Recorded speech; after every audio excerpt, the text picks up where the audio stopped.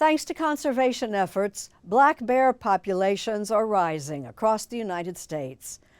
Also rising, dangerous bear encounters as suburban areas encroach on habitats. To begin this morning, senior contributor Ted Koppel explores the complicated and contentious subject of bear hunting. Consider this treasured family photograph as something of a national Rorschach test. What do you see? A proud young father introducing his infant son to the joy and satisfaction of a successful hunt? Or, alternatively, something vaguely inappropriate? I was just a couple of months old, and he's over a deer that he'd shot with a traditional bow. I went home and got him, put him in the pack, and retrieved the deer, and that's an iconic photo of us. Fair warning, this family you're about to meet, their friends, that infant now fully grown, all come down overwhelmingly on the side of the hunters.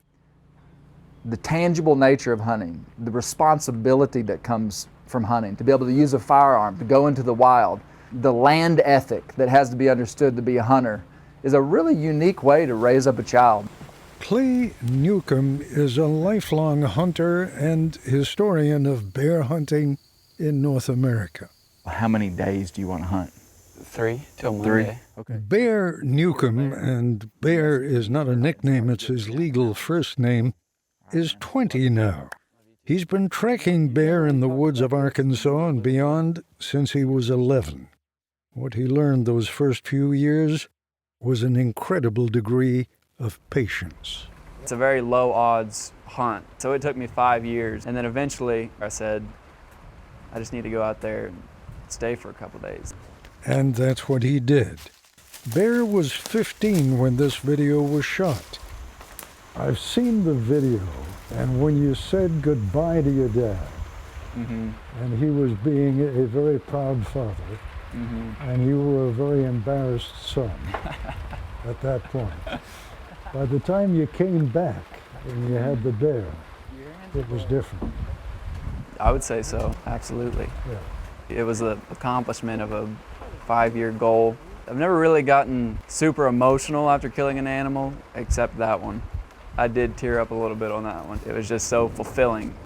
For the Newcombs and their friends, bear hunting in September is tradition. High on the mountain top, tell me what you see.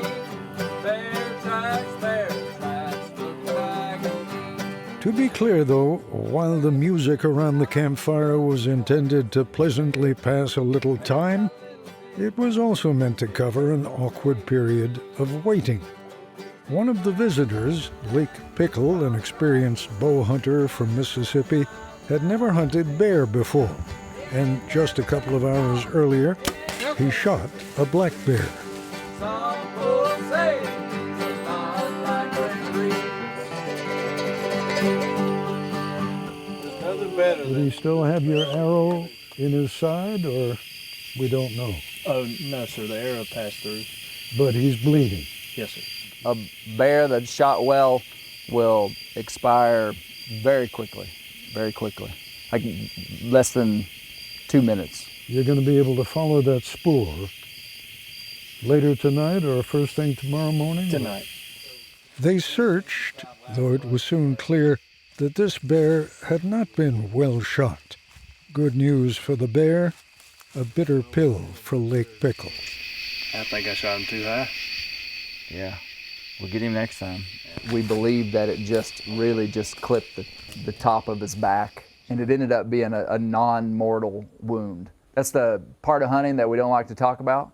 It's the part of hunting that we have nightmares about, because the last thing we want to do is to shoot an animal that we don't recover. That's not something we're proud of. Even so, there was more than one hunter around the campfire that evening who wondered why those of us who harvest our food in a supermarket would be so concerned about the survival of a bear. Josh Spielmaker, for one. So they attribute feelings toward a bear that they wouldn't necessarily attribute to a chicken in a chicken house somewhere. And that makes them feel differently about us harvesting a bear to eat.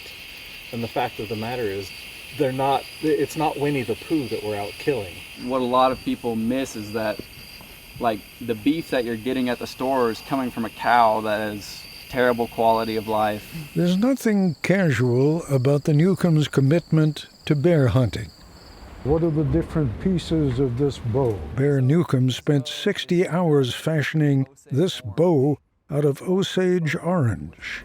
It's a wood that's strong in tension and compression, but here I've got sturgeon skins on the back of it, water buffalo horns on the tips, deer antler right there, moose leather from Alaska. That moon right there, that is a seashell that I picked up in Texas.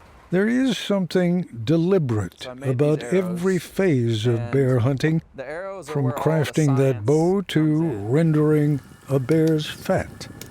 Because it renders down into some of the finest oil on planet Earth. Who will use it and how? We will use this bear grease for anything that you would use oil for. Strong taste? No taste. That's No what makes taste. it good. And it was so good back on the American frontier and with the indigenous people because it didn't go rancid as quickly as pork fat or beef fat. So at one time, Ted, the Mississippi River would have been like a major funnel and highway through the Black Bear Range. You make me a little nervous with that knife. He's dodged that knife his whole life. Yeah. At one time in the mid-1700s, 14% of the entire exports going out of New Orleans to the world was bear fat, bear fat, grease. Bear grease.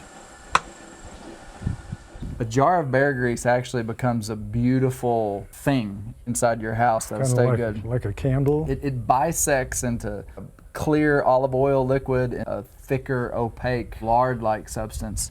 And Native Americans in the Southwest believed that you could forecast the weather based upon the line in the bear oil. Bear grease is a metaphor. Things forgotten but relevant. And those are the stories that we tell. Unregulated market hunting, shooting bear for commerce, for the sale of meat and hide, all but wiped out the black bear in Arkansas and beyond. My name is Clay Newcomb, and this is the Bear Grease Podcast. On his podcast, Bear Grease, Clay profiled what may have been the most prolific bear hunter of all time, Holt Collier, a former slave who at one point worked as a hunting guide for Teddy Roosevelt. Teddy Roosevelt wrote an article that included Holt Collier, and he said that Holt Collier killed 3,000 bears. It was a different era. We were not talking about sports hunting back That's then. right. Market hunting. Those days are long gone. Hunting and the hunters have totally changed. We had a tough century in the 1800s, but hunters have really been the champions of wildlife and preservation of wild places. Hunters were the people in 1954 that brought back in bears during a 10-year period, restocked bears into Arkansas. It sounds counterintuitive. It does. We love the wildlife, but we get out there and we kill it. And that's why it's a complicated story. What finished off market hunting, of course, what satisfied our national appetite for fresh meat, has been the mass production of chicken, cattle, and hogs. But that's another story for another day. To Clay Newcomb and his fellow hunters, what they do and how they do it stands up well to any comparison with the modern alternative. To Clay, then, the last word.